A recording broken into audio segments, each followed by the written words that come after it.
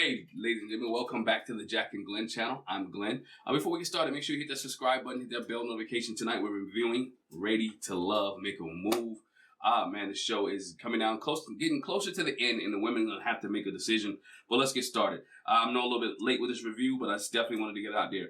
We see Mizell and Vern having a little date. You know, the thing was that Tamika wanted people to revisit some people from the past. We see Mizell and Vern having a good lunch, but Mizell comes out and says, look, he wasn't interested in Vern anyway. He was only interested in Charisse. And he's still interested in Charisse. And I'm sitting here like, dude, you're lying. You asked this woman for her number. You wanted this woman's number. You pursued this woman. You chatted with this woman all morning. You text this woman all day. And the woman that you say you want, you didn't even communicate with. Yo, Mizell, you're too old to be playing games, bro. You're too old to be playing these type of games. Just be honest. I was trying to play both of y'all. I was trying to get with both of y'all, and I got caught up. I didn't think you guys would talk. I didn't think y'all would communicate. It is what it is. Vern is not feeling Mizell whatsoever. She is too old to play games with a player, but somewhat she got some player qualities herself. All right. Now we see Charisse goes out. Again, this is the theme of the show, is to go out with people from the past, right? To go out for people with the past. Maybe you missed something. Maybe the show is just running out of people. I don't know. Maybe you missed something that you had once before. So we see Charisse goes out with Maurice. You know, Maurice, the guy who does not talk much, right? But enjoys his food.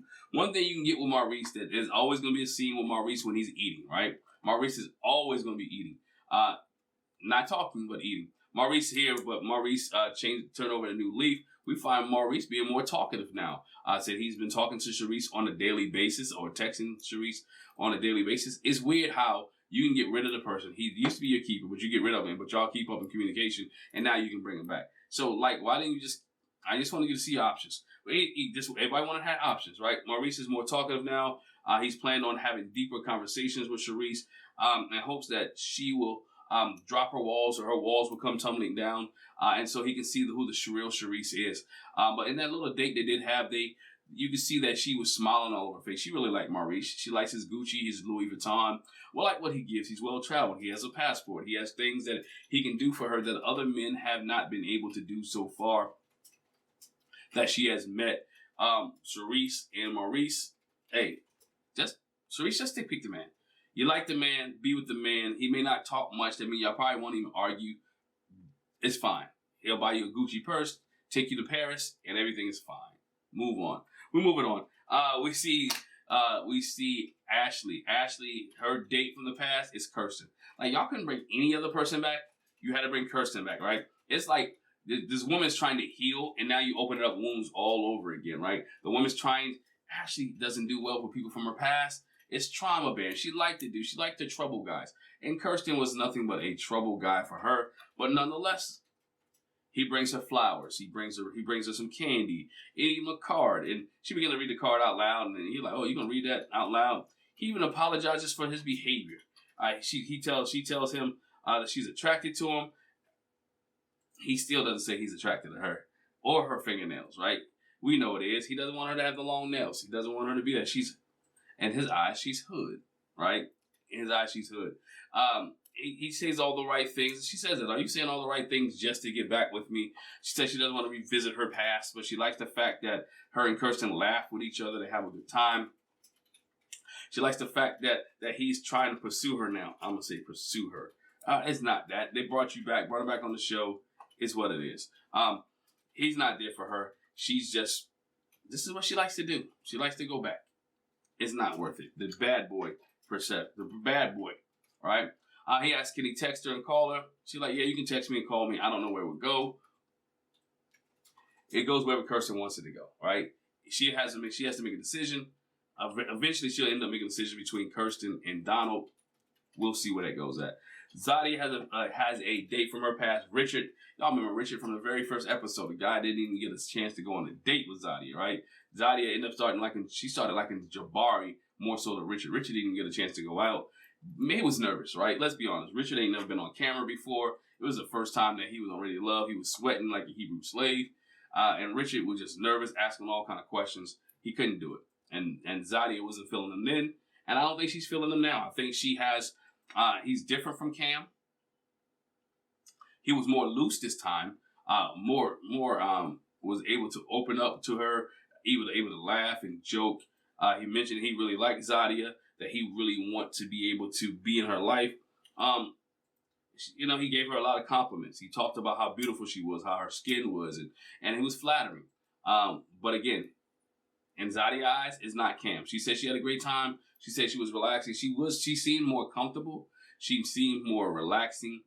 She's more relaxed. She seemed like she was enjoying the atmosphere. But again, he's not Cam. Ashley goes out. We find Ashley eventually goes out on a date with Donald. As she goes out with Donald, she's gonna tell Donald about her past date with Kirsten and that he might need to step his game up. Basically, like he has some competition, and Donald's like, "What I got competition for? Like that was something from your past. Let's continue our relationship. Let make what we have greater." Donald said, "I'm not jealous at all. I know my position. I know my role, and I'm gonna play my position. I'm gonna play my role. I'm gonna stay where I'm at, and I'm gonna do the things that I know I can do for you. If you want to go with that dude, go with that dude. But again, but you dropped him. Why would you revisit something else?" He said, "I know what they have is for real, and he's gonna keep it real with her." Donald and Ashley, I like them two together. Ashley doesn't like my man's clothes, and that's a problem. If you don't like the way he dress, that's something that can be fixed or something that can be done over time. But you don't beat nobody up because of that, because you don't like his loafers. You don't like his ankles. You don't like the way his style. Well, again, eventually you can work on that once you're in a committed relationship. She can just go ahead and be, hey, Donald, let's try this. Donald, can you try that? Donald, could you put this outfit on? Like, you ain't got to put the man down for what he wears, but Donald is really in tune to Ashley. I think they could work out. But we move on. After they have their little segment, Charisse goes out on a date with Nick. Nick is her keeper, right? Dark chocolate dude with the abs. She likes Nick, right? They play a little. He wants to get deeper to know who she is, right? Who Charisse is. They try to experience some things that never experienced before, right? He wanted to take her to a bar that he never experienced. He wanted to take her on a streetcar. He's really in tune to Charisse. I just don't think my man Nick has the finances to keep up with Charisse, and I don't think he's old enough neither. I think Charisse more or less like older men, guys who I'm not gonna say the sugar daddy type, but the sugar daddy type, the guy who can provide for her financially, the guy that can give her some things. And I'm not saying Nick can't, but I don't think he's where she's at yet. The conversation was good and was sweet. It's just not vibing. I don't feel it, right? I don't feel it. Charisse is feeling something, but I think she's thinking more about Maurice than she is about Nick. All right. Cam sits down and talks to Cam and Zadia go on their 8th date, man. This is where fireworks come in, right? They go on their 8th date. They sit down and we're going to have a conversation. And bruh basically tells her, look, I don't want to be with you. I'd rather be working. I'd rather be making money. I'm taking away from my money and my time to be with you to go through this process. She tells him about the dates that she went on. He's like, I'm cool with it. You should go on more dates. Huh? She was like, what? If we're together, I understand the process. I'm telling you, I don't want to go on these dates. His response should have been, if he really cared about her, would be like, yeah, I don't want you to go on these dates neither. Do you remember Jabari, right? Jabari told Vern earlier, like, yo, can you stop going on these dates? Because I think we are already a match. Yeah. Cam didn't say that. Cam was the opposite. Cam was like, yo, keep going on these dates. Keep going on the process, right? Basically, I need to keep working. I need to keep making money. He told her, I'll be ready for a relationship with you about 2 years. Once I get my papers stacked up, once I get where I need to be at, hey, Zadia wants a soft life, right? Is she willing to wait for the soft life?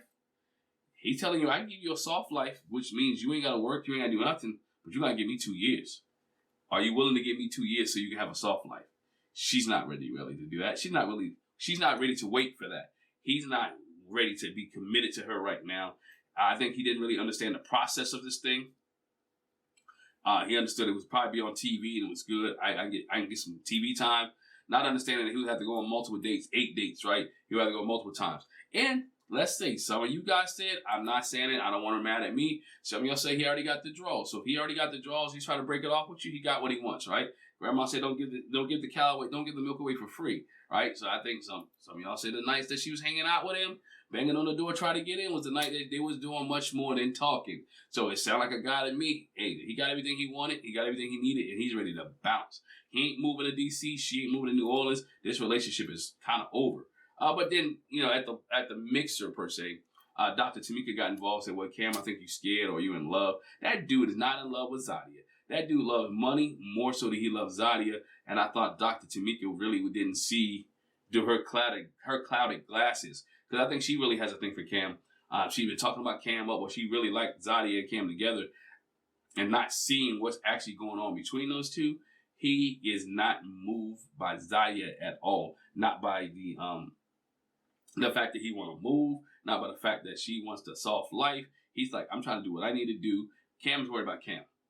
He moved from Omaha, Nebraska to New Orleans, and he ain't trying to move to DC. He want to take care of him and his 3 business, his photography business, him being a doctor, him being a pharmacist, his being a photographer, him being the other business that he has, and he's worrying about making paper, hanging out with the boys, might even be a rapper with his chain, all that other stuff. But whatever case may be, Cam is worried about Cam and not Zadia. And she felt some type of way after they dinner. She really felt some type of way that he didn't want to just date her exclusively. Or he wanted her to date other people and fulfill the process. Because he said he has ambition and goals. And one of the ambitious goals is not be with her. Vern talks to Jabari. He tells her that he wants to go deeper, where he wants to get to the serious talk. They start talking about faith and what he believed. I mean, he was Catholic, he was Baptist, he was Pentecostal. His mother was Catholic, his dad was Baptist, and his grandma was Pentecostal. So he had the best of all worlds when it came to church and religion. Fern said she wanted somebody who is a believer. Want a believer and a person in the streets at the same time. I don't get it. Y'all let me know. Who could better believe in her life. Somebody can pray for her, that she can pray with, somebody she can go to church with, somebody she can have fun with.